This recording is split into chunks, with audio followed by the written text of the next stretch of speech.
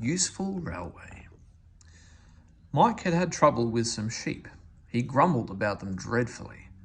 "They're silly," said Rex, "but they're useful." "What?" "Farmers," went on Rex, "sell their wool." "What's that?" "People make clothes from wool. You know, things they wear instead of paint." "Quite right, Rex." The engines were startled. The small controller stood in the doorway. "The farmers," he went on, "want us to take their wool to market. If we do it well, they'll know we're really useful, so you must all do your best." "But I don't understand, sir," Bert protested. "We can't drive sheep down the line. They wouldn't go straight." "Silly," said Rex. "We don't drive sheep. We take their wool in bales on trucks. It'll be easy." The small controller laughed. "Very well, Rex," he said. "You seem to know all about it, so you shall take the first train." They started loading at the lane. Then Rex came gently down the line, stopping at all the farms and level crossings on the way. "Nearly finished," said his driver at last. "Only one more load and we're away." But he'd reckoned without Willie. Willie was late. He'd been dawdling. Rex's whistle roused him and he set off at top speed. "Your load's slipping," someone shouted. "Oh dear," thought Willie. "I can't stop now. I hope it'll hold." It did, but not quite long enough. Willie dashed into the yard and swept round to bring his trailer alongside the line. The trailer tilted, the strain loosened the ropes, and the topmost wool bale slid sideways to the track. "Crumbs!"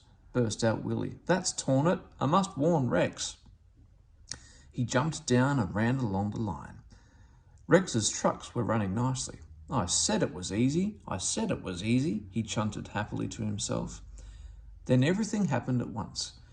Willie waved and shouted, and behind Willie, through the bridge, Rex glimpsed the bales lying on the track. "Stop, stop, stop!" he whistled. On, on, urged the stupid trucks. But Rex's brakes checked them. "Oh!" he groaned and shut his eyes. His front hit something soft. He tilted sideways and found himself off the line leaning against the cutting side, while his driver felt him all over to find if he was hurt. When the small controller came, Willie said he was very sorry and, with his master's permission, he stayed and worked very hard clearing the mess. They put the trucks to rights and Bert lost no time in taking them away. But Rex had to stay where he was. He didn't like that a bit. Trains kept passing and passengers would point at him and say, "Ooh, look, there's been an accident."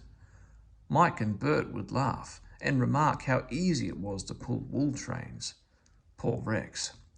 They lifted Rex to the rails at last and Bert and Mike helped him home. "That accident served me right for being swanky." "No," said Bert, "it wasn't your fault at all." "Sorry we laughed." This came from Mike. The small controller was waiting. "I'm proud of you all," he said. "Thanks to Rex, the accident did little harm. Bert and Mike worked like heroes and our customers all admire the way we managed. They thought we were a toy railway, but now they say we're really useful. They've promised us plenty more work when the wool traffic is done."